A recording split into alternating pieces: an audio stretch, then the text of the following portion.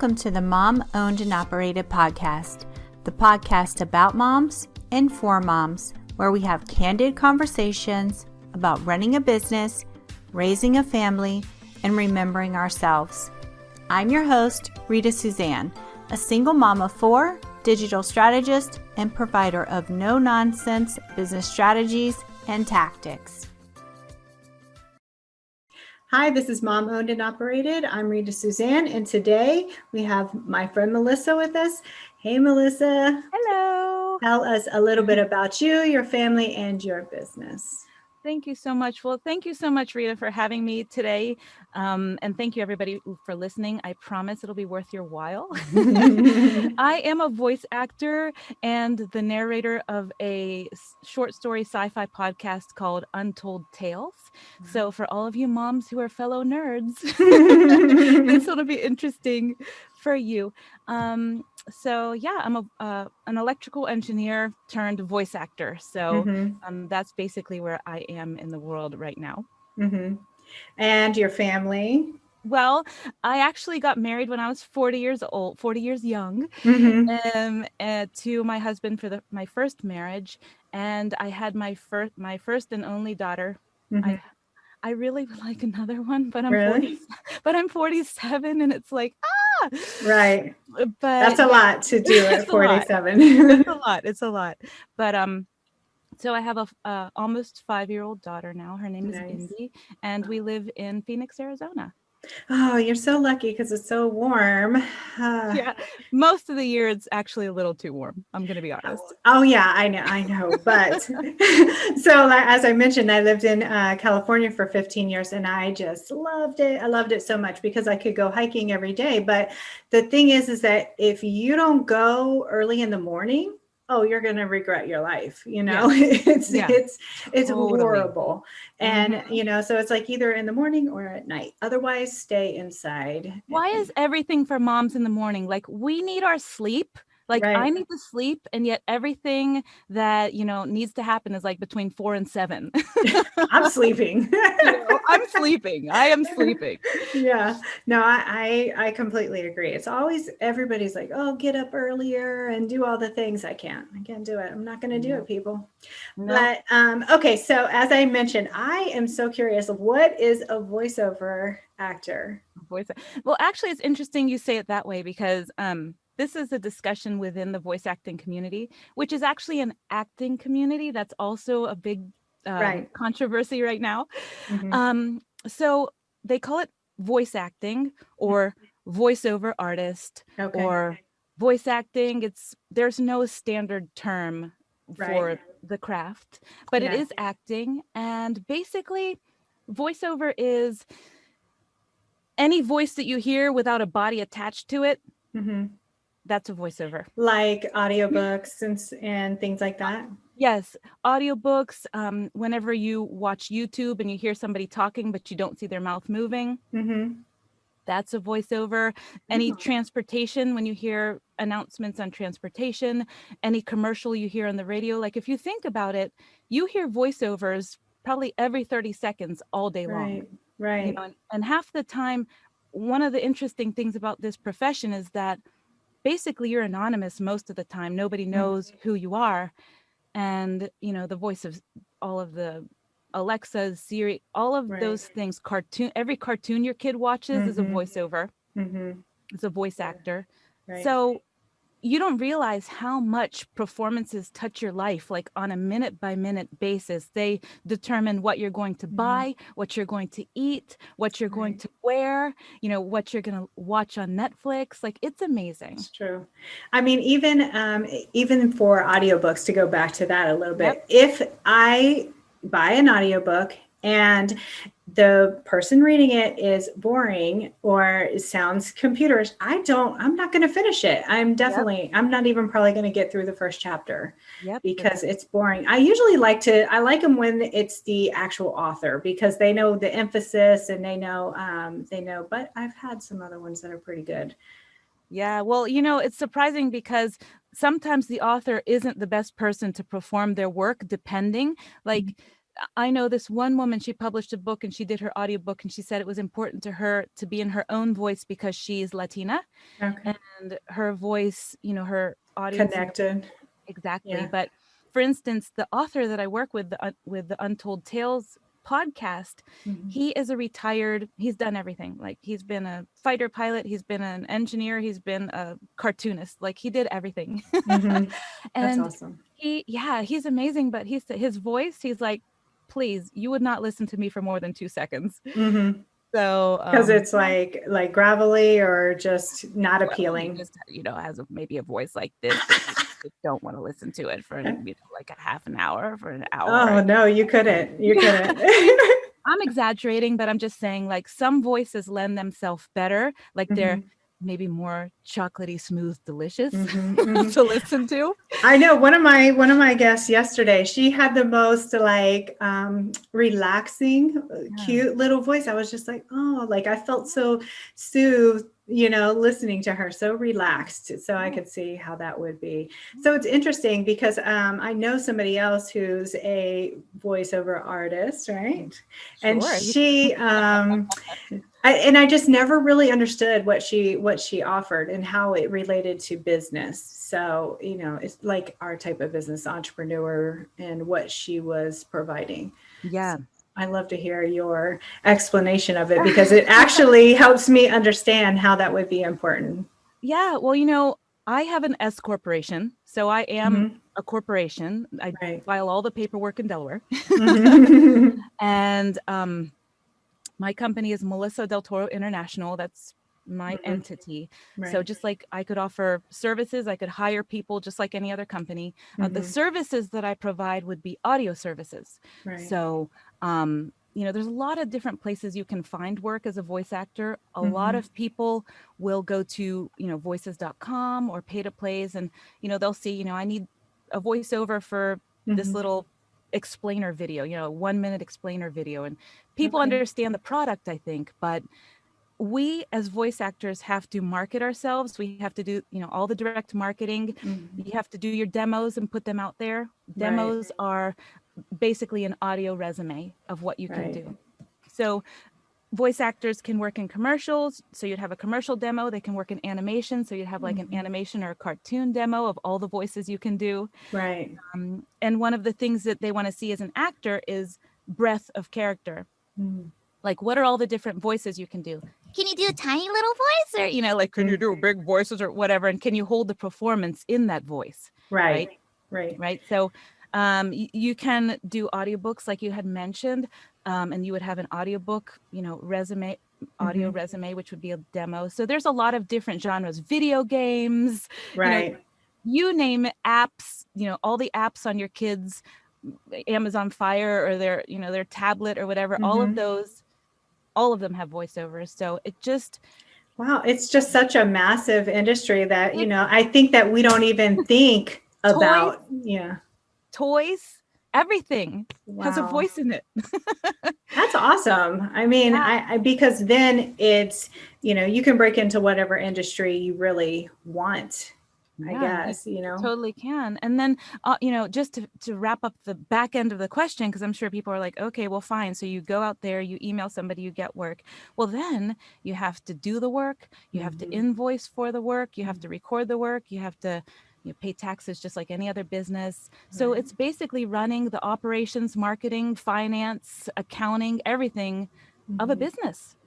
Yeah. Yeah, and then it's even more challenging because you have your daughter and all of these other responsibilities. So tell us, like, what does one of your average days look like? Mhm. Well, I will tell you this. The inner game, the mental game of entrepreneurship and starting your own business is much more important Yes. than anything you actually do in a day.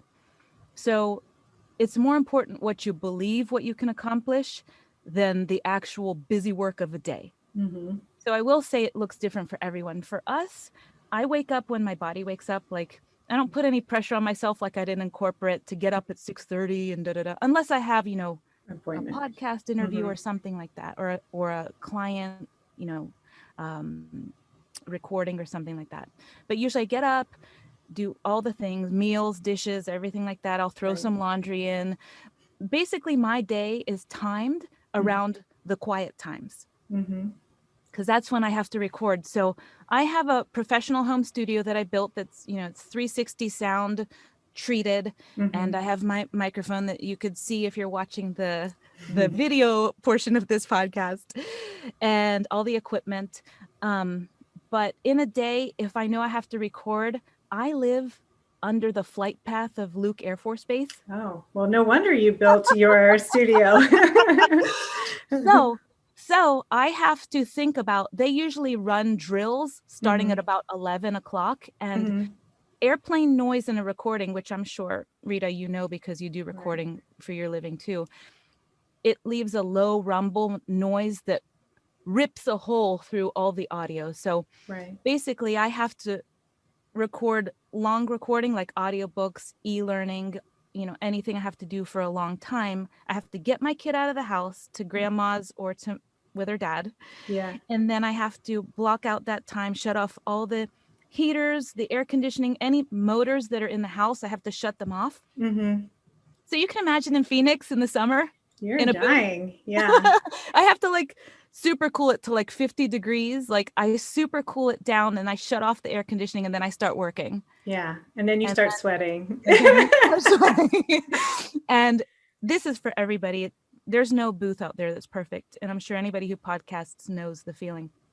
So that's the answer to the question, is that I basically just, work around the times that I need it to be quiet, and then I just adjust accordingly. And the most important thing I'd tell you as a mom is to always plan for the next day the night before. Because then when you wake up, you know what you're doing. Right. So once everyone's asleep, even if you're in your bed at 11:30 p.m. with your phone, just type out what you have to do tomorrow. Or if you're more organized, you can use Asana, or just make sure you know what's due, what's coming up. And I also put things in there, like if my kid needs something, I also make sure to make it into the calendar too. That's a good idea. Because anything I have to do makes it into so the you calendar. can be realistic with your expectations of what you're actually going to accomplish for the day. Yep.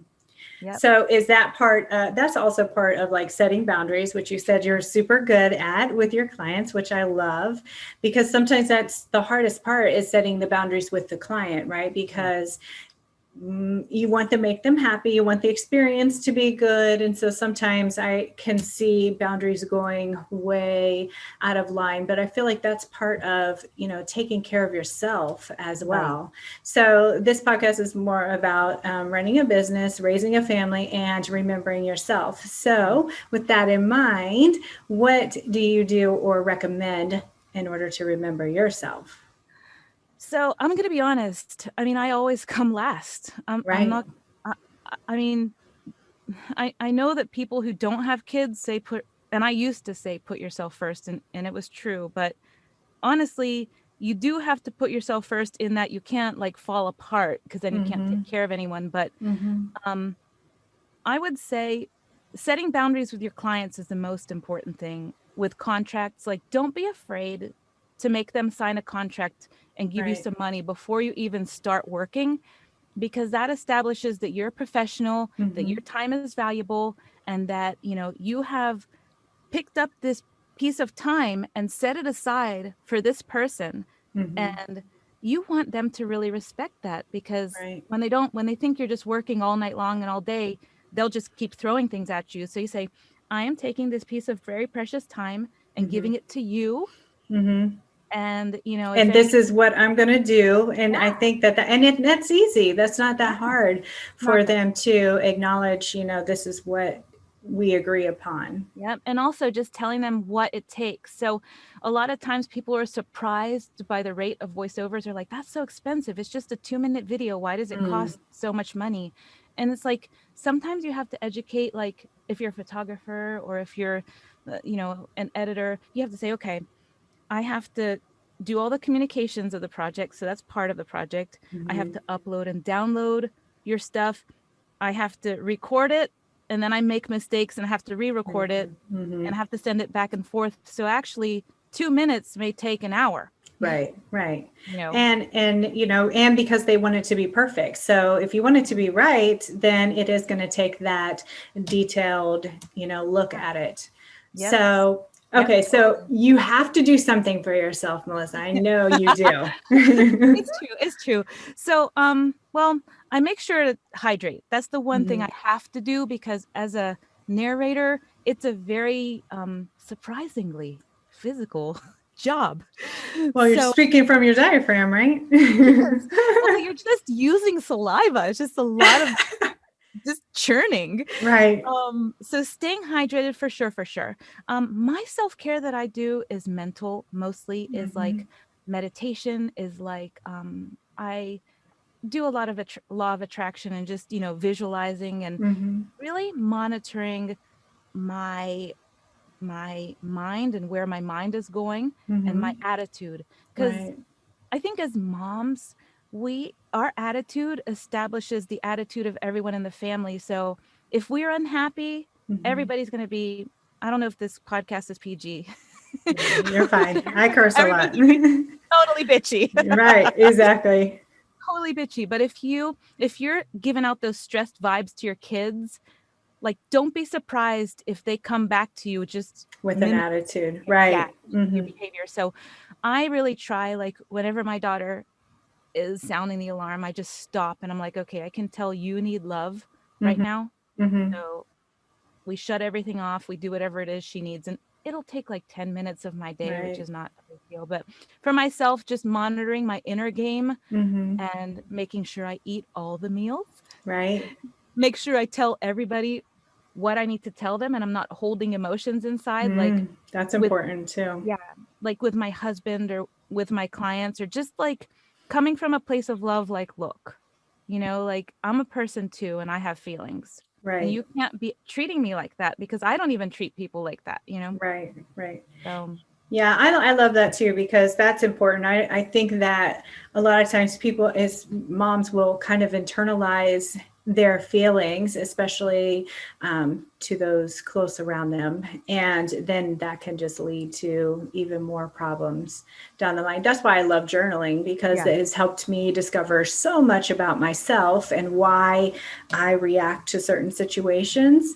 And, it also helps me with the goal setting and things like that. But I think it's so important to do at least something for yourself. And like you said, sometimes in the moment is the best time, because it's like, okay, I'm feeling stressed out. Let me go for a walk. Let me take 5 minutes to like go sit in my car. Let me do something, for myself, so that I can come back to you in a way that is the most healthy way. Yeah, I've done that to my daughter. I've said, I'm putting you in your room to protect you from me. Right. Because right now I feel out of control. I'm angry. I'm hungry. Right. And I need a timeout, but I just need you to go to your room so I can have my timeout. Right. And it's like, and it's also, when we teach our kids that we need a timeout too, it sort of creates a safe space in our home to have emotions. Like, it's okay to cry. It's okay to be angry with me. It's okay to be stressed. It's okay to be overly crazy excited about something, but like, not everybody's in the same place at the same time. So I just always want her to feel like she can talk to me, and like, that's self-care too, for me to feel like my kid can talk to me. Right. Because I felt like when I was a kid, I felt like my mom would, well, not my mom specifically, but I felt like my feelings were being stifled a lot. It's like, don't cry. Right. Don't cry. You be quiet and listen to what I'm saying, versus let's having a conversation and going back and forth with it. But like you, sometimes I get so angry. I'm just like, no, go, right. I'm going to blow up. You have to get out of here. We'll come back to this in a half hour. Please leave me, because I have 4 kids and they're preteens to teen. And so, it's 10, 11, 12, 13. So, they're in a a very emotional state sometimes. And especially now with them all being home. And then, the lack of socialization is really, because I'm like their friend, they want to come and tell me all the things that they would probably normally tell their friend about, which I like, I want them to feel that they can tell me anything, but it's also draining for me as well, So. Yeah, and you don't want to be ungrateful in their childhood, because we only go through this.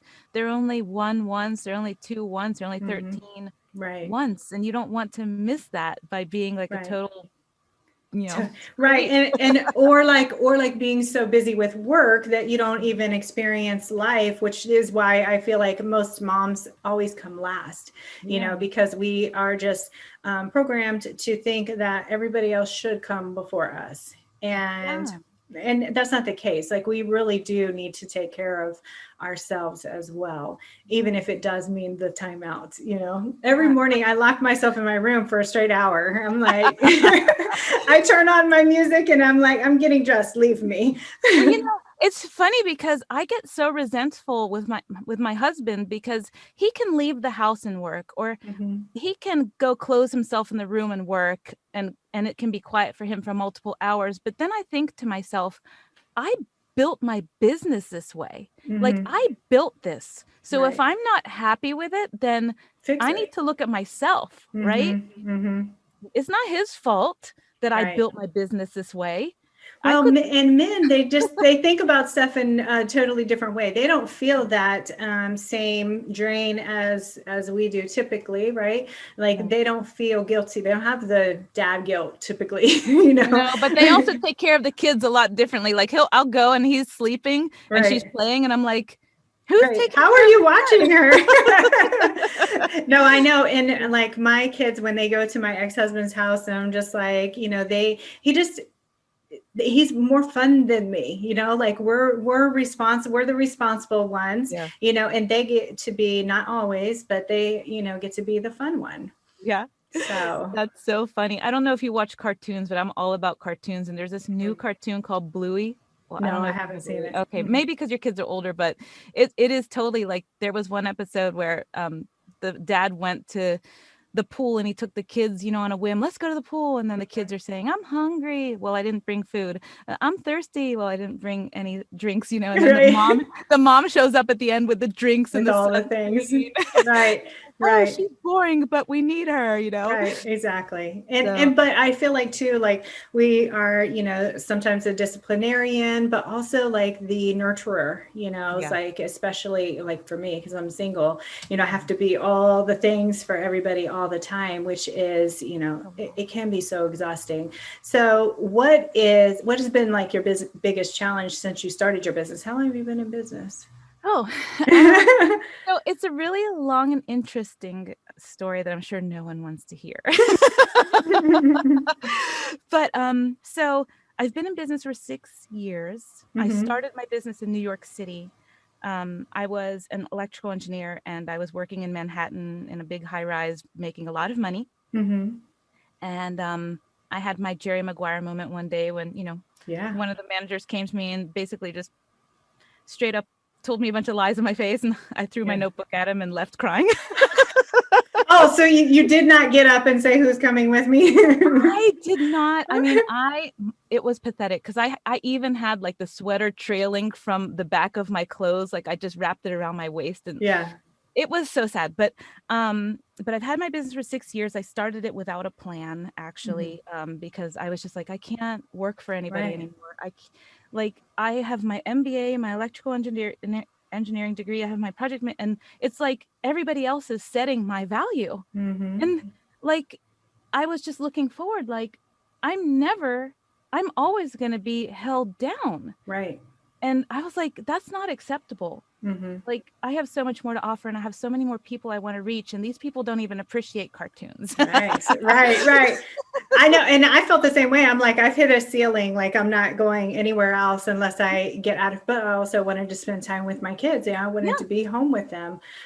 Little did I know how much work it takes, but so I literally like took a leap just like you, just said, I had been wanting to, but I just didn't know. And I, talk about How this do you do it? sometimes. Like, Well, I didn't know what I wanted to be when I grew up, Exactly. Neither did I. So I had to kind of, just take baby steps and figure it out before I took the leap, because I am a control freak. So Yeah, no, and probably a lot of people listening to this podcast are, probably a lot like us, where they want to have control over their life. They want to find a way to work for themselves without having to be guilty for working really hard. And then somebody says, "Oh, you were late 5 minutes." Right. It's Or like, having to ask to take your kid to the doctor, yeah, heaven help you. Right. And if you don't have any time off, like, you're not getting paid for that, Yeah, use and it's certain like, things. I don't even understand how we're supposed to do two jobs simultaneously. Well, more than that, because having a significant other is a job too. Yeah, but I mean, and anyway, we could probably have a 1,000,000-hour conversation about that. Of course. So let me see. Oh my gosh, I lost my train of thought. Oh, well, you were asking me how long ago I started my business. and And because I was asking you what's been the biggest challenge that you faced since you started your business? Since I started my business, well, the biggest challenge I have been facing is, who do I serve? I'm not going to lie to you. Like, that people ask me that, like, any program that you buy right now, anybody listening, any program you buy from a coach, the first thing they're going to ask you is, who do you serve and how do you help? That's what they're going to ask you. And I have freaking no idea. Like, I'm still trying to figure it out. Like, who do I serve and how do I help? Because much like probably everybody listening to this, I'm a very multi-passionate person. So there's a lot of things I could do to help. Right. But the problem is, I'm not a coach, but I am a designer, and branding is my thing. And so part of it, the first thing is really finding out who your target audience is. And how And do you know? I have a freebie all about it, and I'll link it below. And then you and I can go over it after. I would love that. It's 4 questions. And once you answer those questions, you'll be able to really hone in. I think the results are better when you do it with somebody else, so that they can actually really pull from you. Because a lot of times when you do it by yourself, you are just saying the cookie cutter answer that you think everybody wants to hear. Well, everyone I hear, everyone I talk to who, like, on these networking events, Zoom networking, everyone's like, I serve everyone. Like, insurance agents, they're insurance agents. Whoever you'll send to me, I serve everyone. Well, okay, that doesn't help. So yeah, the problem is that, and this is what I recommend, is there's this thing called the power of one. And so when you define the power of one, which is the one person who is your target, then you're able to, like, really write your content to them, find them online, right? And figure out what they want, how you need to serve them, how you can meet and exceed their expectations by just targeting that one person. But that doesn't mean you're going to, like, throw everybody off. It's just that this is who my target is, and that's who I'm writing for. That's who I'm speaking to. That's who I want to bring into my business. Right. Well, let me ask you this, Rita, because maybe you can give some live quote unquote coaching, because so I am a voice actor, and I have several different audiences that I work with, because I am very much into female empowerment. So a lot of my content is based on empowering women to go like what we're talking about right now, like, go for it, like, go after your dreams, carpe diem kind of stuff. But I also have my podcast, which is a sci-fi podcast, which is not everyone's cup of tea. So it's like, would you recommend different, like, when you post for the different things, you sort of like speak to the different audience, or are you just rooting out the female empowered sci-fi people? It's really hard because, it is 2 different audiences. But I mean, is it though? Because your sci-fi could be appealing too. Like you said, some females are into that. Well, half my audience is women. Yeah, so maybe you're speaking to the female person who's into the sci-fi stuff, but if it's a totally different audience, then I wouldn't, you have to get to a different platform. Otherwise, you seem like you're confused when you're posting, and then they read it and they're like, what the hell is she talking about? So if you want to follow my Instagram, you can totally DM me. So because I've seen people's feeds, like even people that I've followed for a long time, and then all of a sudden they start going off on tangents where they're totally different, and then they come back to their original thing, and then they go off and they come back, and it just seems very like confused. They seem very confused. Yeah, but and so it just needs to be, you just really need to speak to that one person, and that one person could be the same person for the sci-fi and the client, right? So if you're multi-passionate, it doesn't mean you're confused, and if you're confused, it doesn't mean you're multi-passionate. Right, like that's what I'm saying. Once you figure out who your person is, that they might have the same interest, because I find it that a lot of times your person is you, who hasn't gotten to where you are right now. That's true. That's true. I heard it said once that your ideal client is you 5 years ago. Yep. That's what I heard. Yeah, I mean, it's true. They can be, and obviously they can. I have a lot of clients who are similar. They're mostly health and well coaches and creators, but that doesn't mean that's all of my clients haven't always fallen within those categories. So it doesn't mean I don't serve men, but mostly my clients have been females. Right. Wow. Yeah. We talked a lot. I know. So anyways, we just branched off into a whole branding thing, but Melissa, tell everybody where they can find you online. Absolutely. Well, the best place to find me and all of my socials would be on my website at https, it's a secure website, // www.melissadeltoro.com. That's Melissa with 1 L and 2 S's. Del Toro with 1 L and 1 R. Always get that. And I'll link it below so people who are actually watching can go straight there. And then are you on social, or you're on Instagram? I am. So the two places I'm most active are on Instagram and LinkedIn. I do also post to my Facebook business profile, but Instagram is probably the place where you can get to know me the most intimately. So right. Yeah. Different platforms, different content, but again, this speaks to the power of one and where your people are. But okay, thank you so much for stopping by, and I loved getting to know you. Thank you so much. It was wonderful getting to know you and your audience. Thank you, Rita. And there you have it. I want to encourage you to remember that being a mom who runs her own business is not easy. We all struggle, but just keep moving forward and don't forget to make time for yourself. As moms, we are usually the first thing to go to the bottom of the list. If your business is overwhelming you and you need real solutions, not just some sugar-coated suggestions, apply to work with me at ritasuzanne.com/apply.